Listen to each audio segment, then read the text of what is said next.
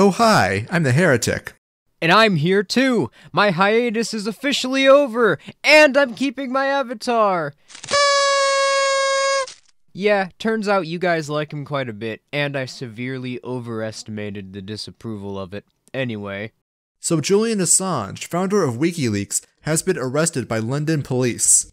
He was evicted from the Ecuadorian embassy in London, where he was staying in to avoid extradition to Sweden and the United States. Currently, he is being indicted by the US government.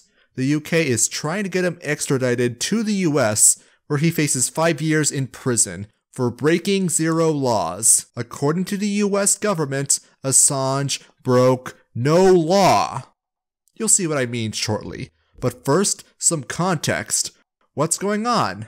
Assange has been working with many other journalists and government insiders leaking data through the non-profit news outlet known as Wikileaks since 2006, exposing government-backed and established financial cartels, war crimes, extrajudicial killings, torture in prisons not known about publicly, various forms of political manipulation such as fixing elections, and NGO Five Eyes organized coups, surveillance, and other atrocities committed by governments around the world.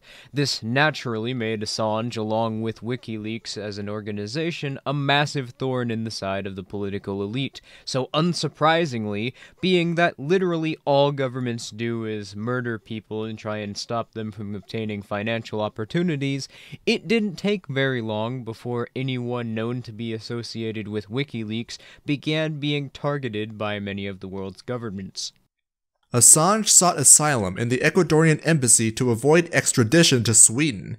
Ecuador and Sweden don't have an extradition treaty, so he couldn't legally be deported there to stand trial. Trial on charges of sexual assault and rape made against him on August 2010.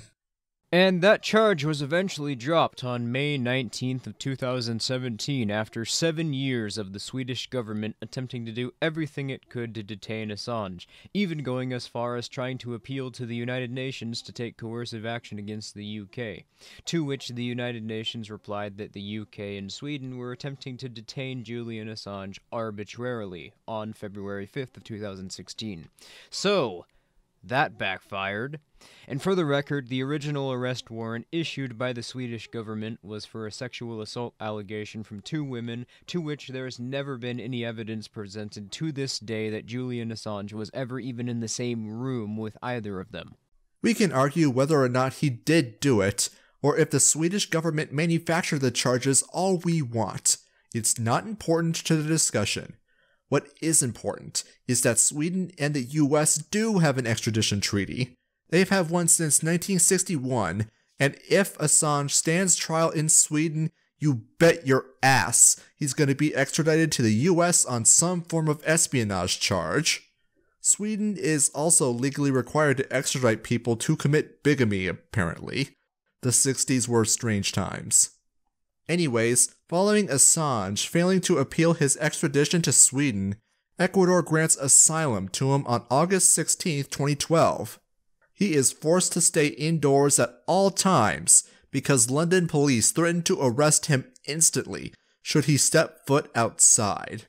Of course, London police keep the embassy under 24/7 surveillance for 3 years, ending on October 2015 at a cost of an estimated $17 million in US dollars. So Ecuador was willing to give Assange asylum, even granting him citizenship. So what changed? In 2017, the new president of Ecuador, Lenin Moreno, was elected into office, succeeding Rafael Correa, the president who originally granted Assange asylum. I am probably mispronouncing those names, I apologize. But April 6, 2017 signaled a very strong regime change in terms of how the Ecuadorian government will treat Assange, telling him that one of the conditions for his asylum is for him to not interfere in politics. Moreno, clearly a more Assange-hostile president than before. Well, so what? Well, the US has a telling history regarding Correa. Put simply, they don't like him.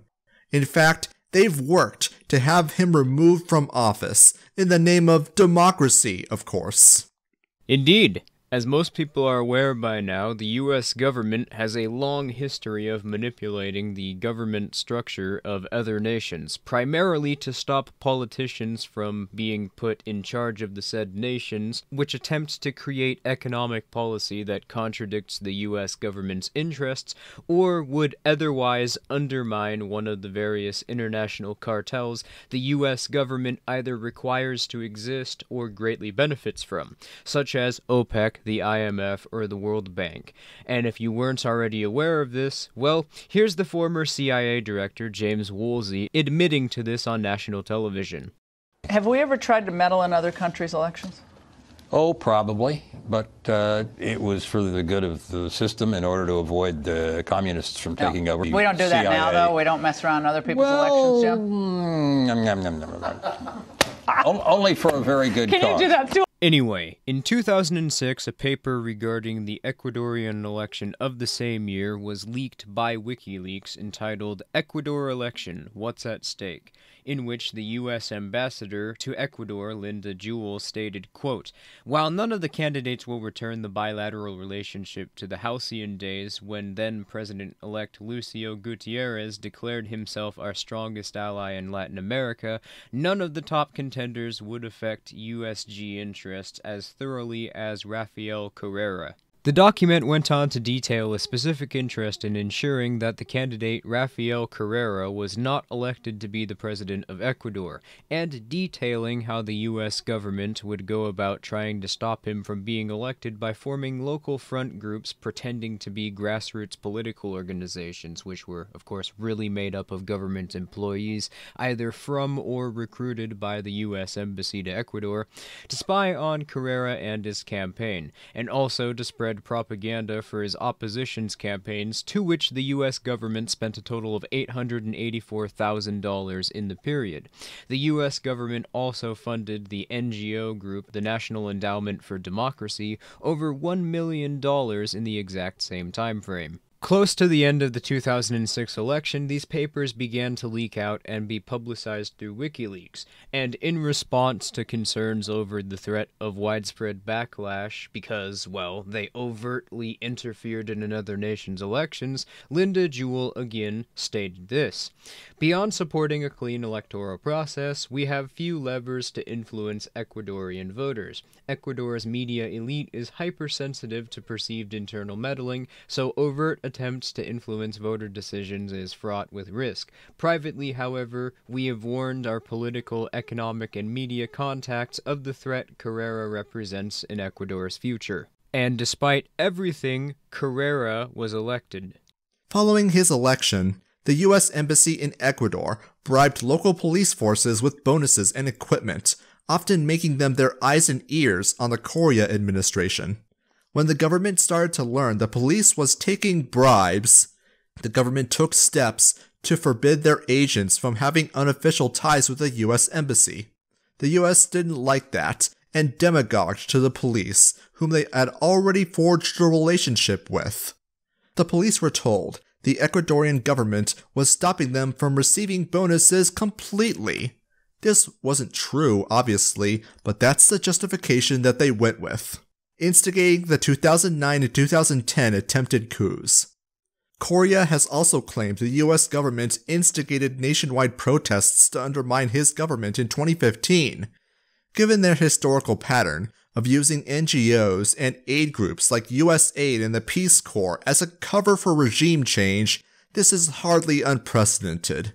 Either way, U.S. meddling in Ecuadorian politics has a long and horrifying history. But what does this have to do with WikiLeaks, you might be asking? Well, on June 28th of 2018, Vice President Mike Pence talked with President Moreno about Assange. The two agreed to discuss the topic further, and 8 months later, the World Bank and the IMF, which are government-established international cartels headquartered out of Washington, D.C., granted Ecuador's government $10.6 billion in quote-unquote rescue funds. It's worth noting that these groups, along with many others, have been long documented using coercion to manipulate the international markets to strong-arm certain nations, mainly by threatening banks, charities, and other heavily influential organizations located within the countries in question with force if they don't artificially limit the availability and terms of loans, grants, or other financial assistance to these countries because they're engaging in economic activity which runs in conflict with the U.S. government's interests. Literally, these organizations are just government-backed cartels. Remember that program created by the U.S. Department of Justice known as Operation Choke Point, which my video exposing the real reason payment processors are targeting alt-tech was about? If not, it's a program created by the DOJ, which was used by the Federal Deposit Insurance Corporation to force payment processors to disassociate with certain producers or entire industries the U.S. government deemed to be politically inexpedient by arbitrarily deeming them to be high-risk clients, which would mean that their credit ratings would plummet and banks, along with payment processors, consequently would be forced to disassociate with these producers, or else they would run the risk of being in violation of finance laws. The IMF, the World Bank, OECD, or any of these other cartels are effectively just Operation Choke Point, but on an international scale.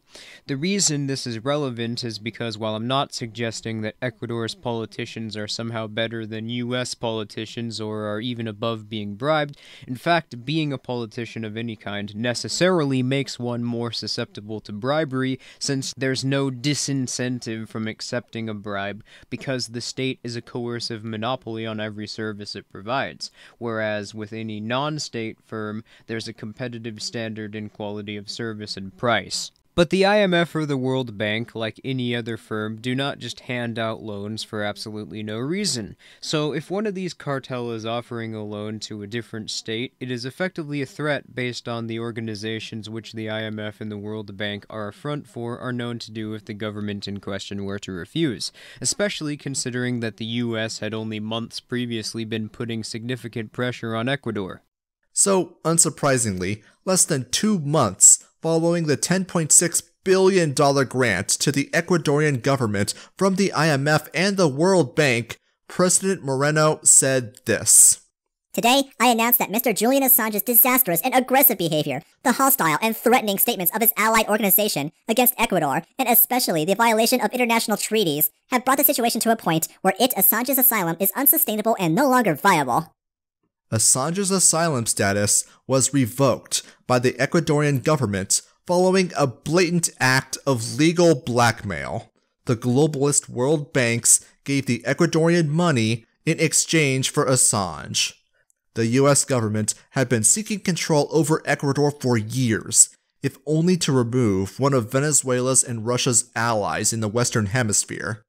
Once the US finally got their guy into power, one that was more receptive to foreign bankers, all that was needed was for Ecuador to complete their end of the bargain. Which is where we were, Thursday, April 11th, 2019. Assange was kicked out of the embassy, where he was immediately apprehended by a British goon squad.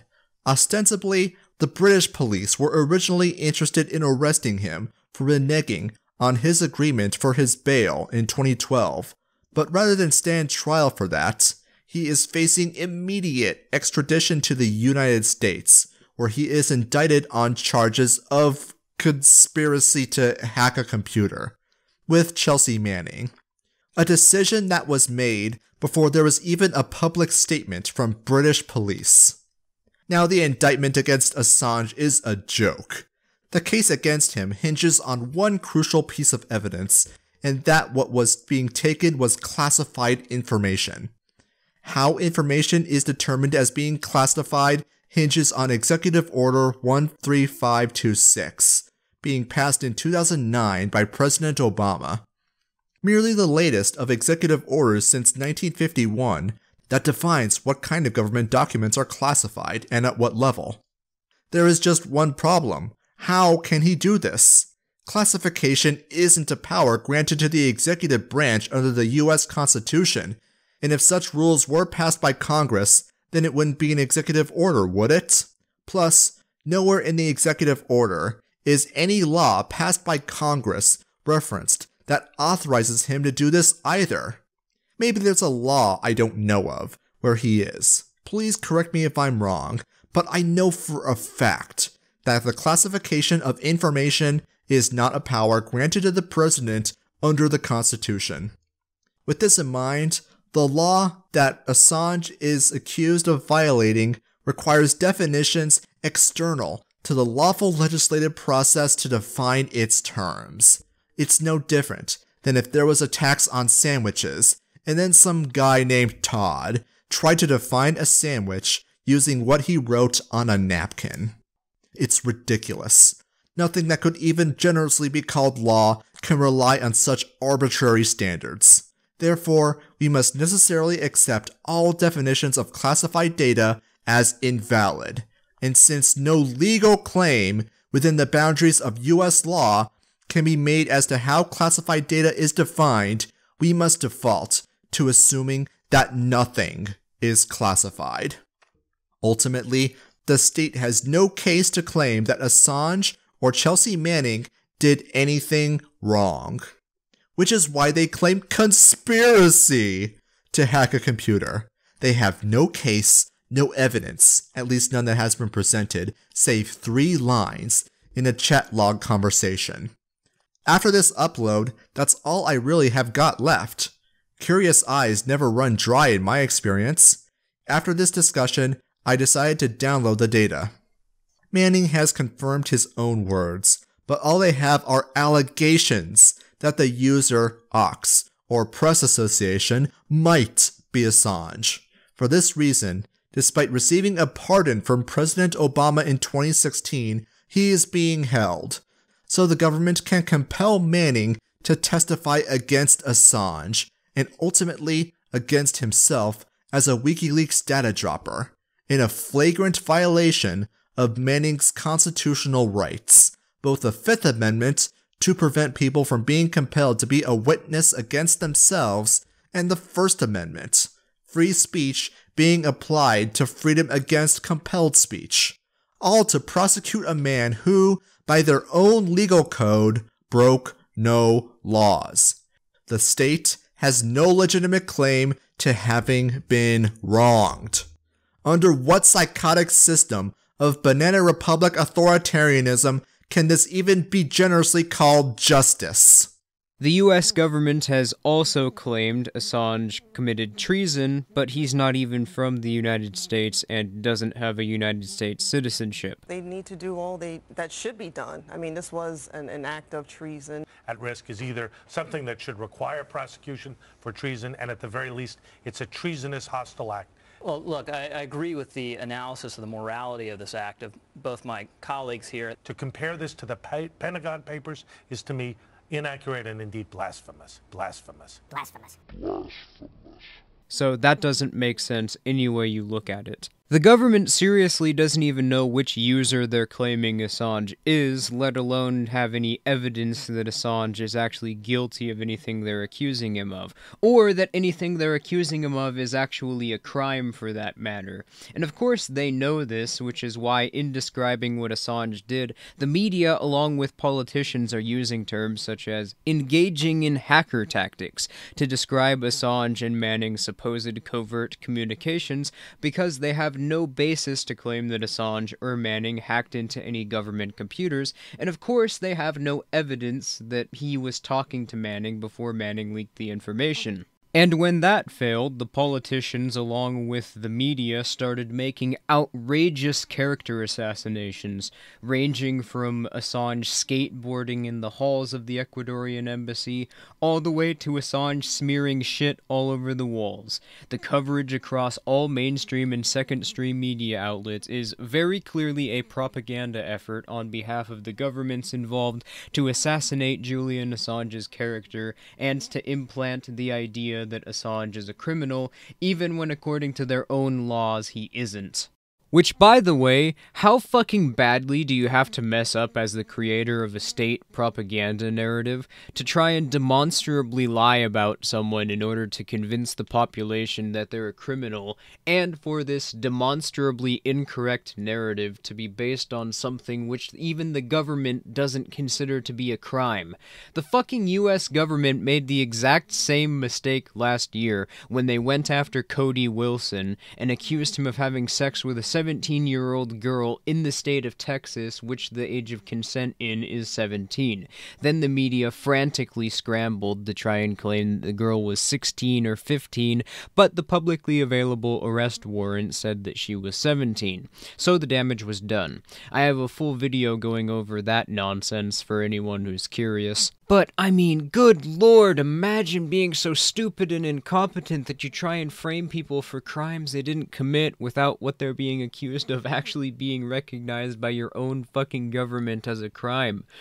Oh my god, the state can't even do psyops correctly, and that's like one of the only things politicians can do other than steal from and kill people. Speaking of psyops, remember how important Julian Assange and Wikileaks were in the 2016 presidential campaign after Wikileaks published 30,000 emails of internal communications from politicians within the Democratic Party?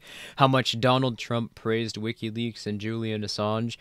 We've learned so much from WikiLeaks. Oh, we love WikiLeaks. Boy, they have really WikiLeaks.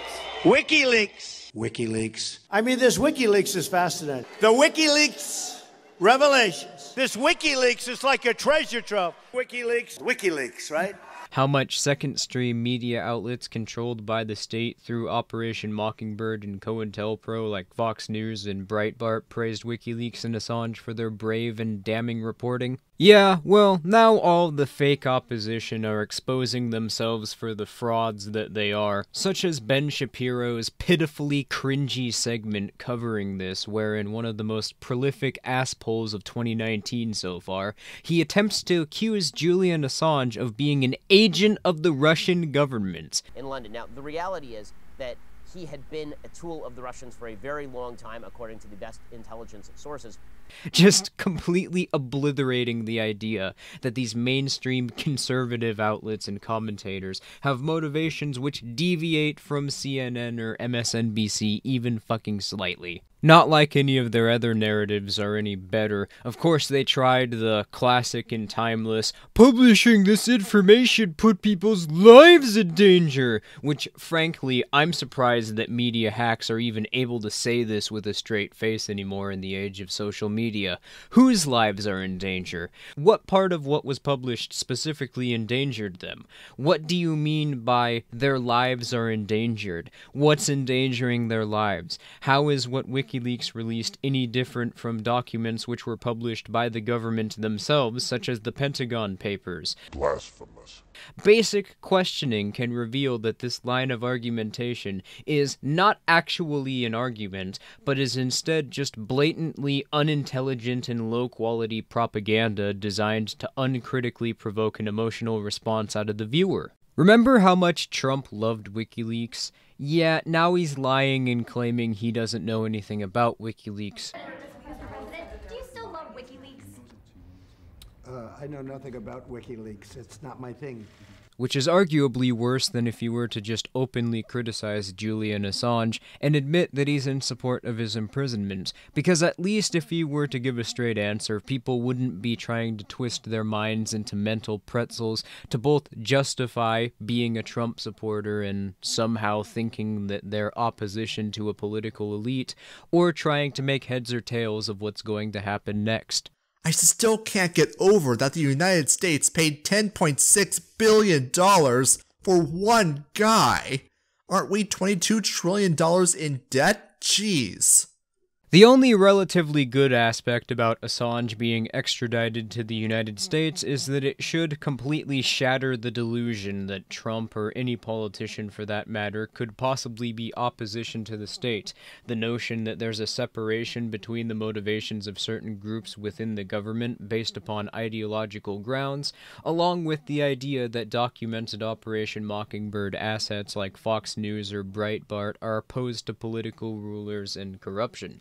Just like any other politicians, government-funded or established organizations, along with mainstream media outlets, when push comes to shove, they will fuck you over if you oppose the state's interests just as quickly as the ones second-stream figures like Ben Shapiro, Tucker Carlson, or Donald Trump tell you that they're against. And from the looks of things, that's exactly what some people within the alternative media who have previously been snared into this insidious deceit are starting to realize, and hopefully more start putting the pieces together as this story unravels, and pretend anti-establishment types continue to reveal their true colors. Anyways, this should serve as a wake-up call for anyone even sympathetic to liberty. The US will break its own laws and weaponize its legal system against anyone that is genuinely a threat to their interest. Like blood-crazed savages, their priests of statism bray with joy that someone who was exposing them for who they really are is in their custody. I understand they intervened on our behalf, so we're going to extradite him, and it's good to get him back. It'll be really good to get him back on United States soil. So that their property is being returned to them. So now he's our property, so we can get the facts and the truth from him. They'll put on a Soviet-style show trial and make an example out of Assange to terrorize people out of committing actual journalism. For what exactly? What has he done that was so horrible that the United States had to declare him as public enemy number 1? He revealed the truth about the government using their own words. Our government's own actions are vindicating everything we've been saying for over a year. In Clown World, telling the truth is an act of rebellion. If so, then what we need are more rebels. Questions, comments, critique? What do you think of the US government's indictment of Julian Assange? Do you think he'll go to jail or die tragically by shooting himself in the back of the head in a weightlifting accident? Leave a comment below. Go check out Esso the Freeze channel if you haven't already, link in the description. Or if you're watching this on his channel, oh hi, I'm Filthy Heretic. My channel will be in the description as well. Thanks for watching. Like, share, and subscribe right now!